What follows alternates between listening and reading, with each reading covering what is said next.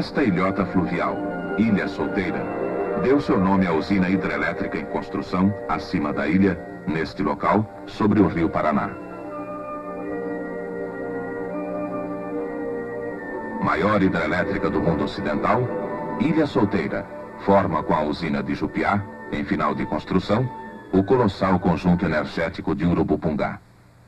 Um total de 4.600.000 quilowatts. Mais do que o dobro da famosa Assuã no Egito, ou da maior das usinas americanas. E somente suplantada no mundo pela usina russa de Krasnoyarsk, também em construção. O rio Paraná forma-se na confluência do Rio Grande com o rio Paranaíba, na divisa dos estados de São Paulo, Minas Gerais e Mato Grosso.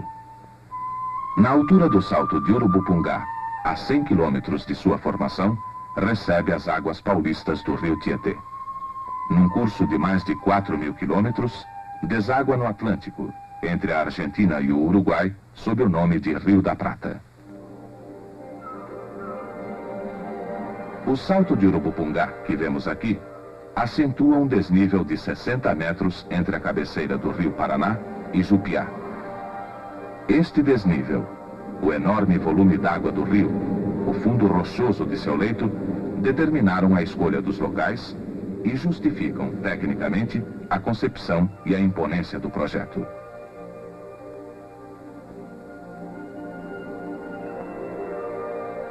"20 quilômetros abaixo do Salto, Jupiá, 1.400.000 quilowatts, entrada em funcionamento 1968.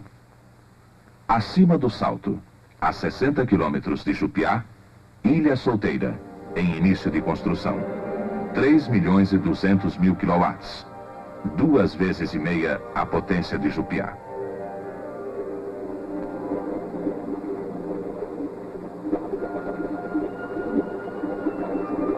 Rio Caprichoso, o Paraná pode passar em Urubupungá de uma vazão mínima de 3.000 metros cúbicos por segundo, como vemos aqui, para uma vazão até 10 vezes superior, o que poderia encher todas as represas da Light de São Paulo em meio-dia. Volume d'água respeitável e respeitado. No laboratório de hidráulica da CESP, em Jupiá, são reproduzidas todas as características da barragem, do rio e de suas possíveis loucuras na área escolhida para a Ilha Solteira.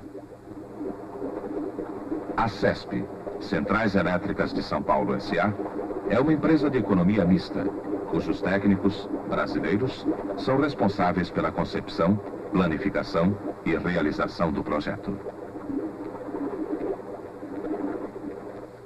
Acionista majoritário, o governo do estado de São Paulo assegura à CESP 80% dos recursos nacionais necessários à obra gigantesca, cuja primeira fase é a ensecadeira.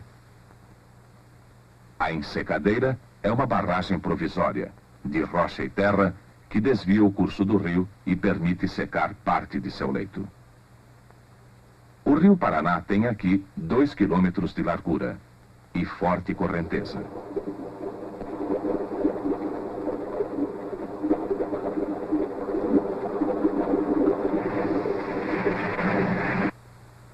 Dentro da ensecadeira, capaz de resistir às maiores enchentes, serão construídas as obras de concreto.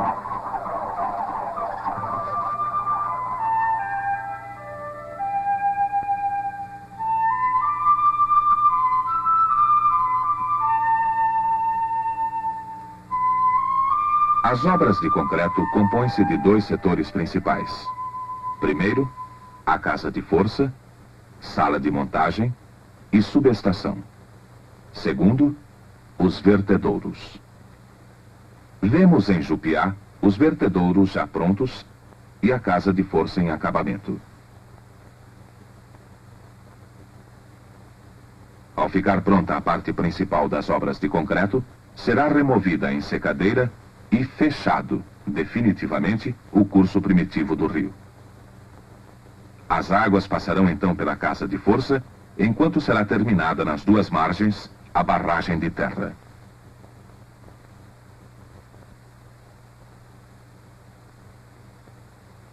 Vemos em Jupiá o rio já fechado e em fase final de construção a barragem de terra.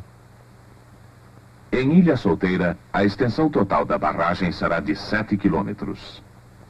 Pronta a obra, fechadas as comportas, as águas retidas irão formando o reservatório.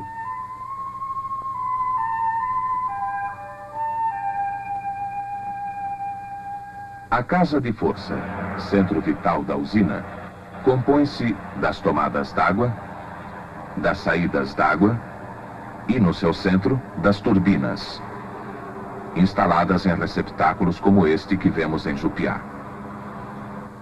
Em 1973, em Ilha Solteira, serão instaladas as primeiras turbinas. Cada turbina consumirá mais água em 1 hora do que uma cidade como São Paulo em 1 dia. Fornecerá energia suficiente para atender sozinha a uma cidade industrial de 1 milhão de habitantes. 20 turbinas de 160 mil quilowatts serão instalados em Ilha Solteira. Quando a vazão do rio é superior ao consumo das turbinas, as comportas dos vertedouros, abertas, evitam o transportamento da represa. Os vertedouros podem ser de fundo, como em Jupiá, ou de superfície, como em Ilha Solteira. Em época de cheia, formarão fantástica cachoeira de 350 metros de largura. Etapa vencida. Jupiá, maior usina do país, torna-se pequena comparada à Ilha Solteira. A queda d'água em Jupiá é de 24 metros. Será de 48 metros em Ilha Solteira.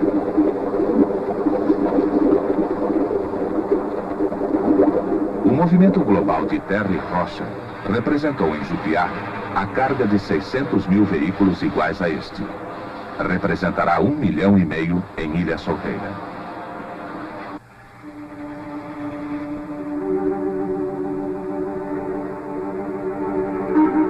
Em Jupiá, foram despejadas 400 mil caçambas de concreto.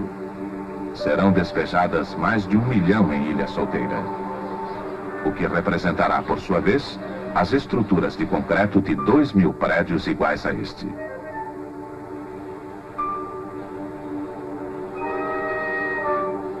Oito 8.000 homens revezando-se, trabalharam dia e noite em Jupiá. 14.000 trabalharão noite e dia em Ilha Solteira.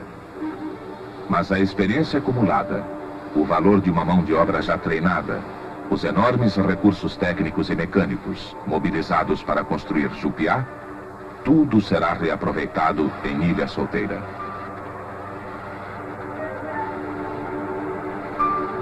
A mesma empresa que construiu Jupiá está construindo Ilha Solteira. Totalmente brasileira, é a primeira do continente e a 5ª no mundo em seu gênero. A idade média dos seus 600 técnicos e engenheiros é de 30 anos.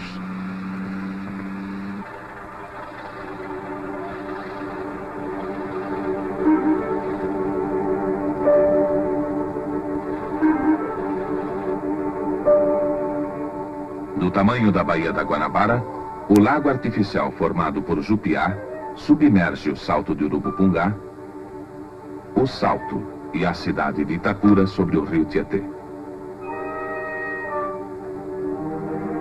6 vezes maior, o lago formado por Ilha Solteira alcançará, a 200 quilômetros da barragem, sobre o rio Paranaíba, o Canal de São Simão, obra insólita da natureza.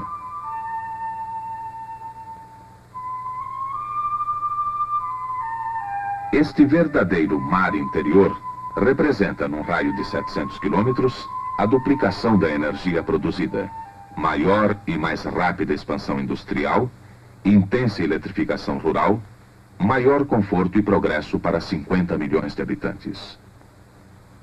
Com obras adicionais sobre o rio Tietê, Urubupungá torna também possível a futura interligação fluvial entre São Simão, Sete Quedas e São Paulo.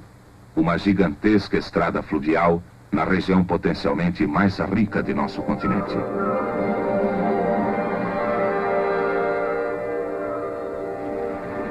A 700 quilômetros de São Paulo, operários, engenheiros, recursos brasileiros estão mudando a geografia, a economia, a história do país.